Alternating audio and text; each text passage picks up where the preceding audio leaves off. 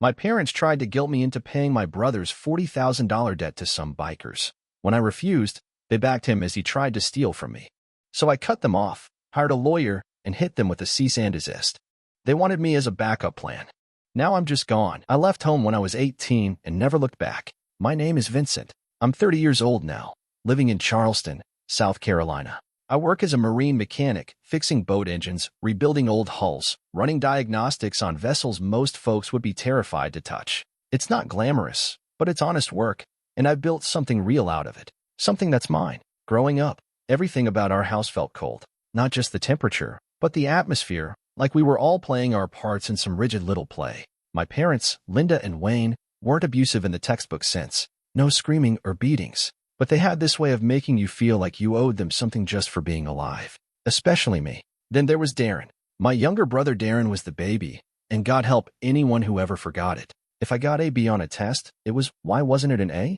If Darren flunked, it was, well, maybe school just isn't his path. When I got my first job bagging groceries at 16, they lectured me on the importance of punctuality and saving money. When Darren blew his allowance on concert tickets, they praised his passion. It wasn't just favoritism. It was like they lived in two different worlds, one where Darren could do no wrong, and another where I was always wrong by default. By the time I turned 18, I'd had enough. I packed up my duffel bag, used the money I'd saved from my shipyard shifts, and moved into a cramped studio apartment near the docks. I enrolled in a local tech certification program for diesel engines and worked nights greasing engines and scrubbing hulls just to keep the lights on. I had no backup plan, no help from home, just me, and somehow that was still not good enough. I remember calling home once, maybe 6 months after I left, just to say hi. Mom picked up and said, "Oh, Vincent, we thought you forgot about us." Then without skipping a beat, she added, "You know Darren's working on a music degree now?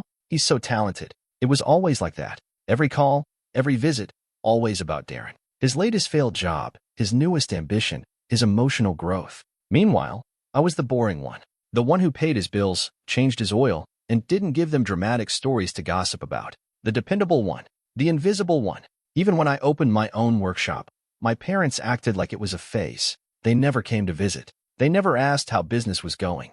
And if I mentioned anything remotely successful, Mom would frown and say something like, "Well, Darren's creative too, just in a different way." It ate at me more than I wanted to admit. I told myself I didn't care, that I was stronger for it, that it made me self-reliant. And in some ways, it did. But under that independence was bitterness, like a knot in my chest that never quite loosened. I stopped trying to earn their approval. I stopped hoping they'd ever see me, but I still carried the weight of that rejection. It shaped me. And even now, after all this time, I knew if the phone ever rang and it was my mother's number, it wasn't because she missed me. It was because she wanted something. She always did. It was a Tuesday evening, around 8. I just finished showering off the stink of gasoline and salt water when my phone lit up with a number I recognized instantly. Mom. She never called to chat. That wasn't her style. I stared at the screen for a second before answering, mostly out of morbid curiosity. "Hey, Vincent," she said, her voice syrupy sweet, like she was trying to hide something behind it. "Hey," I replied, drying my hair with a towel. "Everything okay?" "Oh, sure, she said quickly. "Just wanted to check in. We haven't heard from you in a while." I almost laughed. "You could have called any time, you know." I suppose," she murmured. "How's the business? Still working on all those big boats?" "Yeah, keeps me busy," I said, already waiting for the shoe to drop. "That's wonderful," she said, stretching out the word like taffy. "We always knew you'd land on your feet. You've always been so grounded." I leaned against the kitchen counter. "What's going on, Mom?" There was a pause. "Well," she said finally, her tone shifting into something softer, more rehearsed. "I didn't want to stress you, but I need to talk to you about Darren. Of course, he's in some trouble," she continued. "Nothing legal. Nothing like that. Just a little financial mix-up." "What kind of mix-up?" I asked, though I already regretted the question. "Well," she took a deep breath, like she was the one who had to bear the burden. "He borrowed some money from the wrong people. Biker types. It was supposed to be for a bar venture with some friends, just something to get on his feet, but the whole thing fell apart, and now he owes them quite a bit." I said nothing. "We're talking 40,000, she whispered like she was sharing a state secret. "But they're not exactly the forgiving type." I blinked, stunned. 40,000? Are you serious? I know, she rushed in. "It sounds bad, but Vincent, I'm scared. They've made threats. If he doesn't come up with the money soon." She let the sentence hang there like a noose. "Mom," I said slowly, You're asking me to give Darren 40 grand? We wouldn't ask if we weren't desperate, she said, voice trembling. You're the strong one. You always have been. And Darren, well, he's not built like you. He makes mistakes. He's sensitive. He needs help. I clenched my jaw. He's 30. When is he going to start owning his screw-ups? Don't talk like that, she snapped, the sweetness vanishing for a moment. He's your brother. I took a breath. I'm sorry he's in this mess, but I'm not bailing him out. Silence. You're really going to turn your back on your own blood? She said, her voice rising. What if something happens to him? What if they hurt him? Can you live with that? I didn't borrow money from gangsters, I said. He did. You think you're better than him, don't you?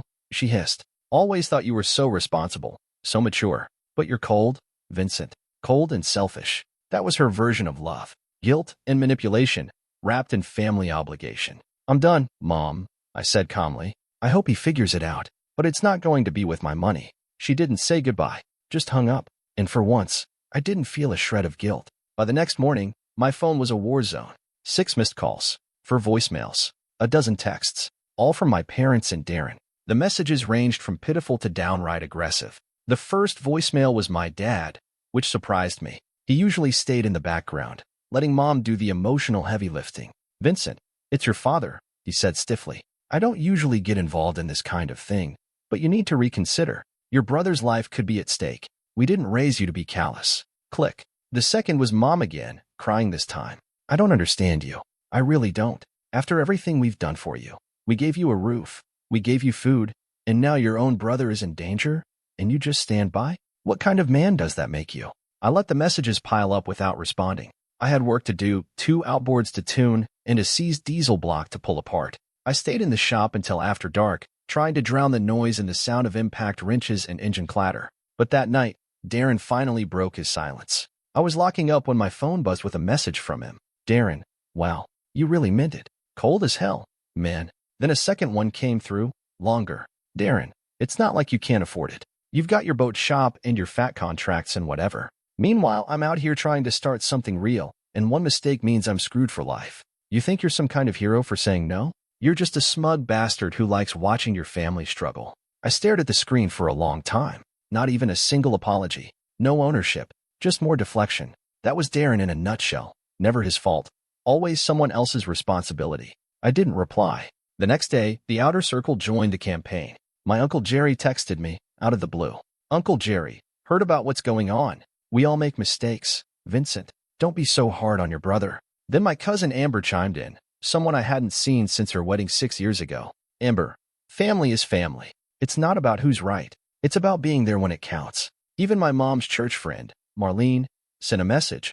I'm praying you find forgiveness in your heart, dear. It's what Jesus would want. I didn't know whether to laugh or throw my phone into the bay. It was clear my parents had gone full PR mode, framing the story their way, painting me as the cold, well-off son who abandoned his poor, struggling brother. They were good at that, recasting their failures as noble efforts and my boundaries as betrayal. But in the middle of all that noise came one call I actually answered, my Aunt Denise. She was the only relative I still talked to regularly, the only one who'd never picked sides when I left home. Hey, she said gently, your mom's been going around saying you've cut the family off completely, that you're letting Darren get himself killed. I sighed. He borrowed 40 grand from bikers to open a bar he had no business running, and now they want it back. I'm not signing up to be his financial bulletproof vest. She paused. I figured it was something like that. Then her voice softened. For what it's worth, I think you're doing the right thing. I blinked. Really? Yeah, you've always been the grown-up in that family, Vincent. Sometimes grown-ups have to walk away from the children, especially when the children are in their 30s. For the first time all week, I felt like I could breathe. But even that relief didn't last long, because the next text I got wasn't from a family member. It was from my bank, and it said someone had just tried to access my account. It was just after noon when I got the call from my bank. I was under a boat, elbow deep in a gearbox, when my phone started buzzing in my back pocket. Normally, I wouldn't have answered, but something about the number gave me a weird feeling. This is Vincent, I said, wiping grease on my jeans as I picked up. Hi, Mr. Shaw. This is Melissa from Palmetto Federal. We're calling because we flagged a suspicious login attempt on your online account this morning. My stomach tightened. What kind of attempt? She hesitated. It was a failed login using an old password, followed by a password reset request from a device we didn't recognize. We blocked the attempt and froze online access temporarily, just to be safe. I stepped out from under the boat and leaned against the trailer, heart pounding. Was anything compromised? Not that we can tell. No transfers, no successful logins. But whoever it was had your full name, birthday, and banking username. We'll need to update your security settings. I nodded, even though she couldn't see me. Thanks. I'll come in this afternoon. Good idea, she said, then lowered her voice. And Mr. Shaw, you might want to consider filing a police report. I ended the call and stood there for a long time, staring at nothing. The marina buzzed around me, seagulls squawking, wind hitting the rigging lines, but all I could hear was the blood rushing in my ears. Someone had tried to get into my account, and I already knew who it was. I didn't want to believe it, but I knew Darren. I knew how desperate he could get, and I knew how easily our parents could convince themselves that doing what it takes was somehow noble if it served the family. Back in the office, I called Ryan, a buddy of mine from college who now worked corporate law. Hey man, I said the second he picked up. I need to lock everything down. Banking, credit, utilities, everything. Whoa, slow down. What happened? Identity crap. Someone tried to break into my account. I've got a feeling it was my brother, or someone close to him. Ryan didn't ask how I knew. He just said, okay, first step, credit freeze, then fraud alerts. I'll send you a checklist. By the end of the day, I had new passwords, two-factor authentication, frozen credit reports, and a fraud monitoring service set up on every account I owned. But it wasn't the technical stuff that bothered me. It was the feeling of being hunted, of knowing that my own flesh and blood had crossed a line so far, so unforgivable. It stopped being emotional manipulation and became something else. They hadn't just tried to guilt me. They'd tried to steal from me, and I wasn't sure if I was more angry or just finally, completely done. I didn't plan it, didn't map out what I'd say or how I'd approach it. I just got in my truck and drove straight to Darren's apartment. My hands were still shaking from the bank fallout, and I had this pressure in my chest that wouldn't let me sit still. When I got there, I didn't knock. I pounded. He opened the door in a hoodie and basketball shorts, hair messy like he'd just rolled out of bed, even though it was nearly 3 in the afternoon. For a second, he looked surprised. Then he smirked. Well, if it isn't the family ATM, he said, leaning against the doorframe like this was funny. I stepped inside without waiting for an invitation. The apartment smelled like weed and old pizza. Some indie rock droned from his speaker. He shut the door behind me, still wearing that smug look that used to get him out of trouble when we were kids. You want to tell me why someone tried to get into my bank account? I said. He shrugged. No idea. Maybe someone out there wants a piece of that fancy marina money. Cut the crap, Darren. Silence. Then he dropped the act and walked to the kitchen, opening the fridge like we were just catching up. You left me no choice, he said, pulling out a beer. You could have helped. You were supposed to help. I'm not supposed to do anything, I snapped. You made a choice. You borrowed money from criminals, Darren. You lied about it, and now you're trying to drag me down with you. He rolled his eyes. It's just money. You have it. I don't. What's the big deal? I stared at him in disbelief. The big deal is that you tried to steal from your own brother. You didn't come to me like a man. You didn't take responsibility. You tried to break in, Darren. That's not desperation.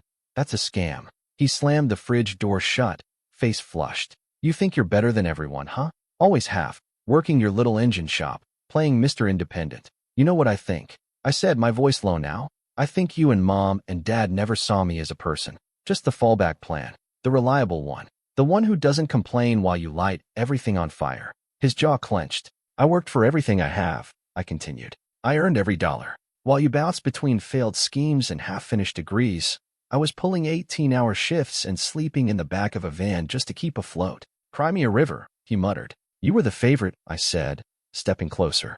And somehow, that still wasn't enough for you. He scoffed. Yeah, well, they told me to do it, you know. Mom said I should do whatever it takes. They figured you'd cave eventually. You always do. I blinked. What? She said you'd come around if it got serious enough, he said casually, sipping his beer. Guess I just had to push a little harder. That was the last straw. I laughed, not because it was funny, but because it was unreal. You conspired with them to rob me. He didn't deny it. I shook my head, that pressure in my chest finally breaking loose into something clear and sharp. You're dead to me, I said. All of you. Darren's mouth twisted into a sneer. Whatever, man. You'll come back around. You always do.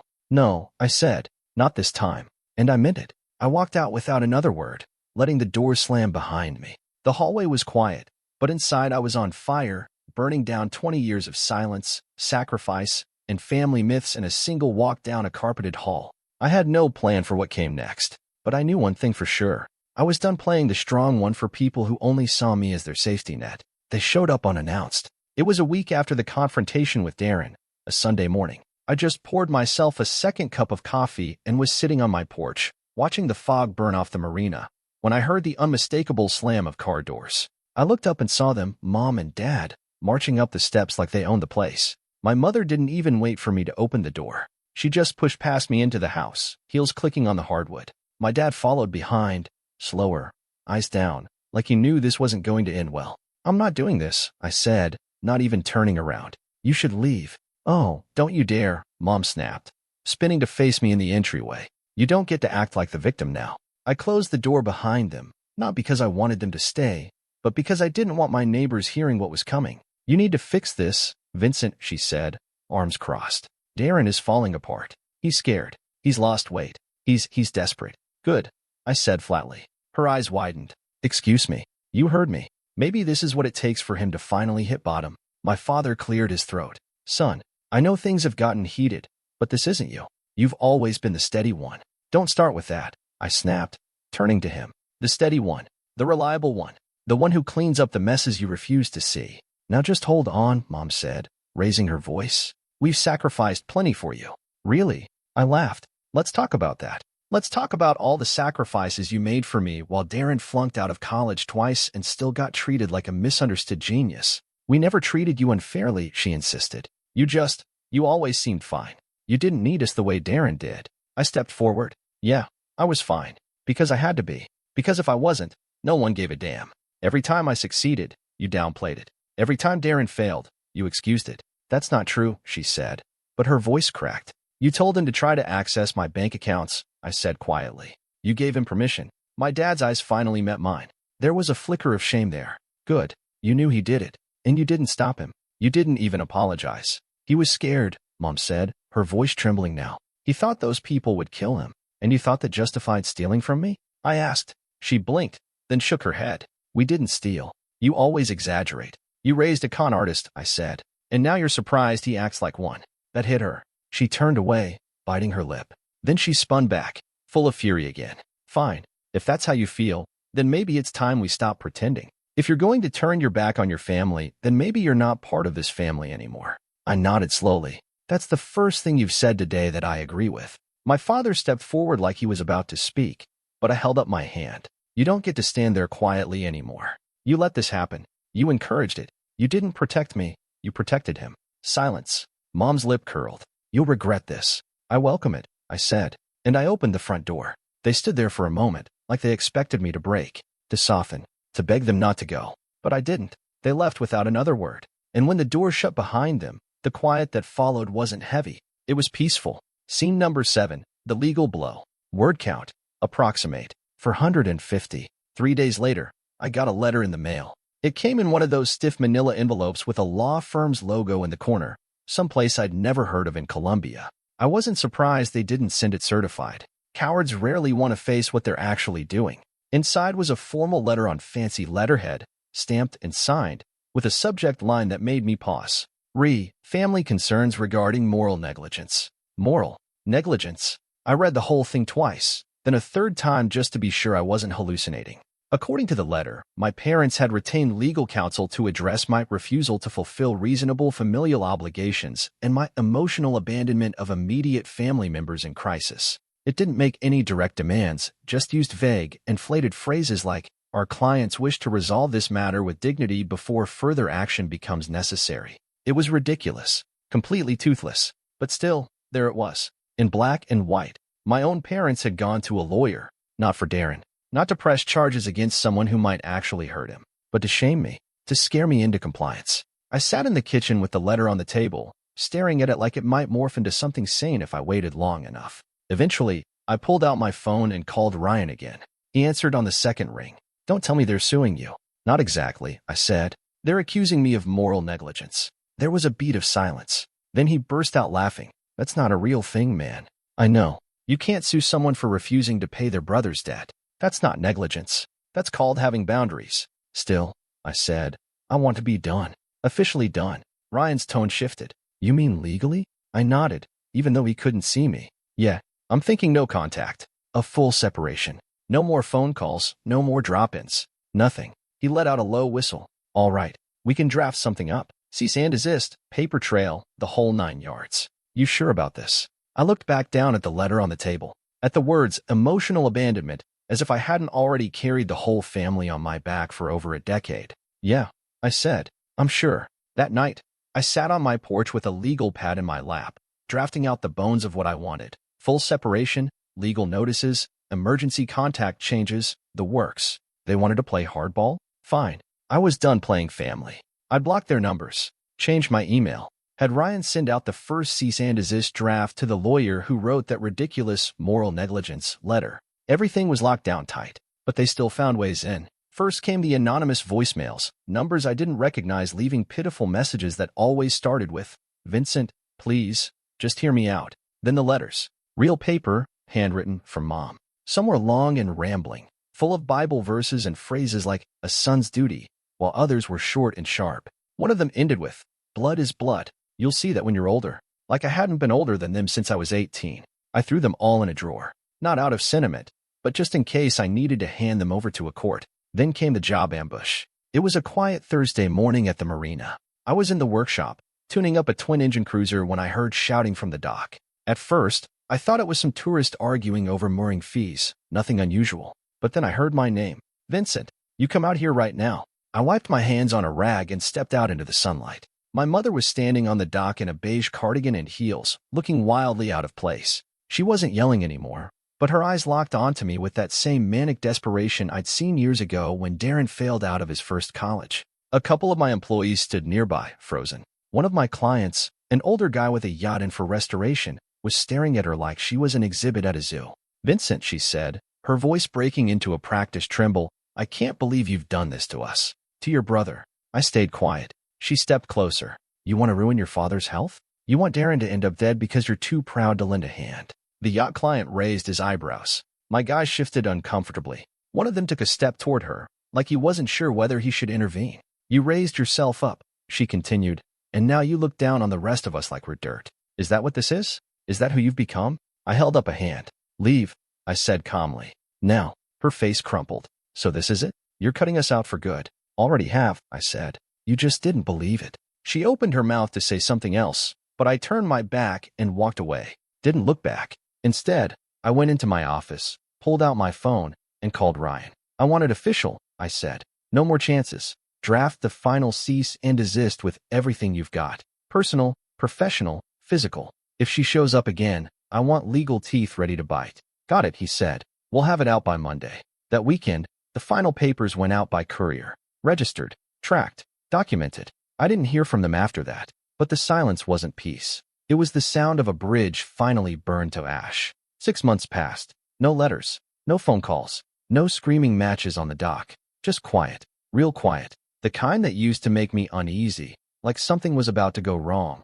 But now, it felt like breathing for the first time in years. In those months, my life didn't just recover, it expanded. I landed a contract with a coastal charter company to retrofit their entire fleet. 15 boats, all high-end. It was the biggest job I'd ever taken, and I brought on 2 new mechanics to help. My shop wasn't just surviving anymore, it was thriving. I also started seeing someone. Her name's Claire. She runs a kayak rental place a few blocks from the marina. The first time we talked, I expected it to fizzle like most things did once I told someone about my family. But when I mentioned Darren and the fallout, she didn't flinch. She just said, "So you drew a line. Good. People think boundaries are cold. They're not. They're how we survive." She got it. We've been together 4 months now, and for the first time, I'm not waiting for the other shoe to drop. She doesn't expect me to fix everything. She doesn't need me to be the strong one. I just get to be me. Some relatives still try to reach out. A cousin here, a distant aunt there, all saying the same thing in different ways. But they're your family. Yeah, that phrase used to paralyze me, like it came with invisible strings. Like I owed them everything just because we shared blood. Now, I hear it, and it doesn't stick. I don't owe anything to people who only saw me as useful when I was giving, who turned against me the second I said no. Family isn't about blood. It's about respect, trust, mutual effort, and they gave me none of that. Claire asked me once if I regretted how it all went down, if I ever missed them. I thought about it. Then I said, I don't miss who they were. I miss who I hoped they'd be. Because yeah, I used to want it all, The proud parents, the close brother, the family dinners where no one walked on eggshells. But what I had wasn't a family. It was a performance, and I stepped off the stage. Now, I walk through my marina in the mornings with a coffee in hand, engine grease on my forearms, and the peace of knowing I survived the guilt, the noise, and the weight of being the one who always held it all together. I'm not the bad guy anymore. I'm just free.